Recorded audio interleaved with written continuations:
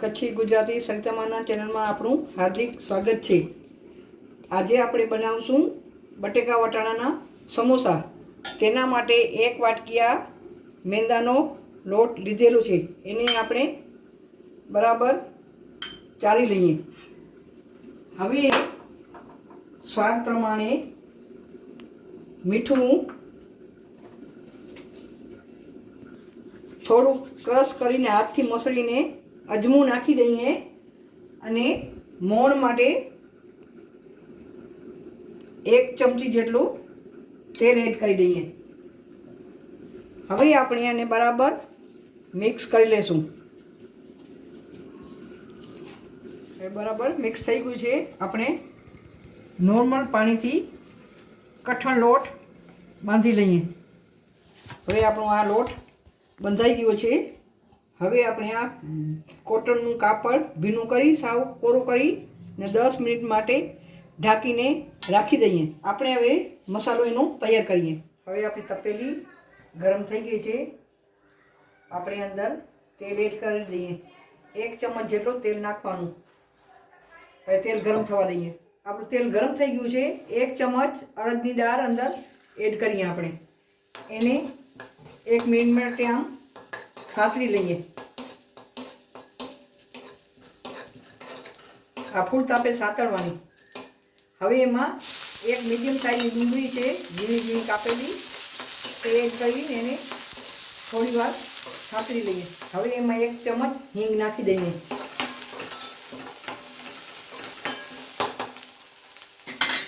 હવે એમાં આપણે 2 લીલા મરચાં કટ કરેલા હતા એ નાખી દઈએ। 1 ચમચ હળદર, 1 ચમચ લાલ મરચું, ધાણા જીરું પાવડર, આદુ લસણની પેસ્ટ બરાબર સાંતળી લેવાનું। એને ધીમું તાપ કરવાનું, મસાલો બળી ન જાય। હવે એમાં આ બાફેલા વટાણા નાખી દઈએ। આ બાફેલા બટેકા બરાબર મિક્સ કરી લઈએ। આપણે સ્વાદ પ્રમાણે મીઠું, લીંબુનો રસ સ્વાદ પ્રમાણે, ફુદીનો,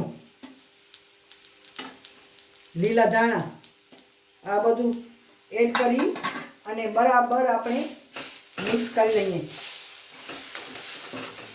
ફ્લેમ બંધ કરી દઈએ આપણે બરાબર। હવે બરાબર આ મિક્સ કરી લઈએ। હવે આપણો મસાલો બરાબર મિક્સ થઈ ગયો છે, એને ઠંડુ થવા દઈએ।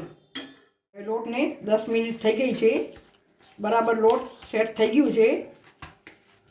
એને બરાબર મસળી લઈએ અને રોટલીના જેવી રીતે લુવા બનાવીએ એવી રીતે આપણે લુવા બનાવી રાખી દઈએ। હવે આપણા લુવા બની ગયા છે, આપણે એને વણવાનું શરૂ કરીએ। હવે આપણે આની રોટલીની જેમ વણી લઈએ બરાબર। આવી રીતે આમ પતલી પતલી વણી લેવાની ને વચ્ચોવચ્ચથી આમ ચપ્પુથી કાપો કરવાનું। આમાંથી આપણા 2 સમોસા બની જશે। હવે આવી રીતે આમ ફોલ્ડ કરી આમ કિનારીમાં પાણી લગાવી ને આવી રીતે આપણે ફોલ્ડ કરી લેવાનું।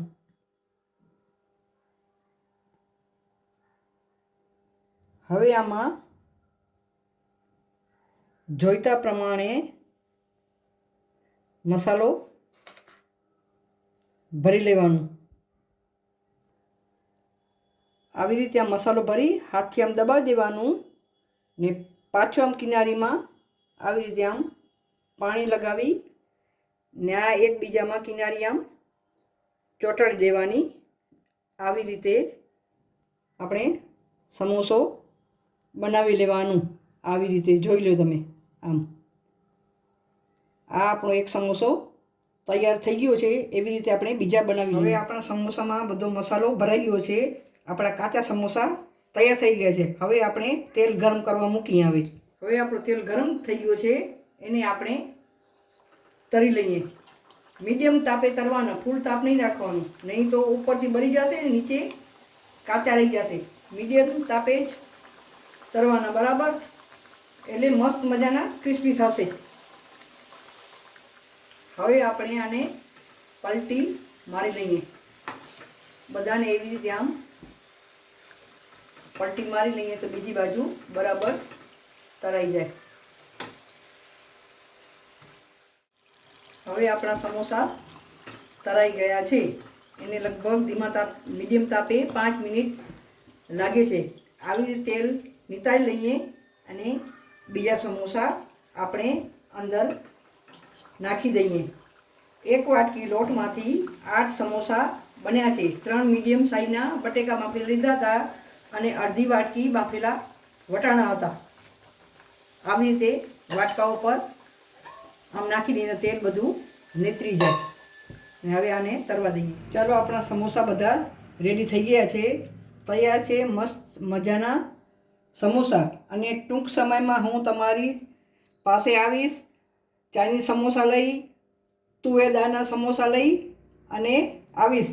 મારી રેસીપી તમે લાઈક અને શેર કરજો અને કોમેન્ટ કરજો અને સબસ્ક્રાઈબ કરજો, પ્લીઝ પ્લીઝ પ્લીઝ.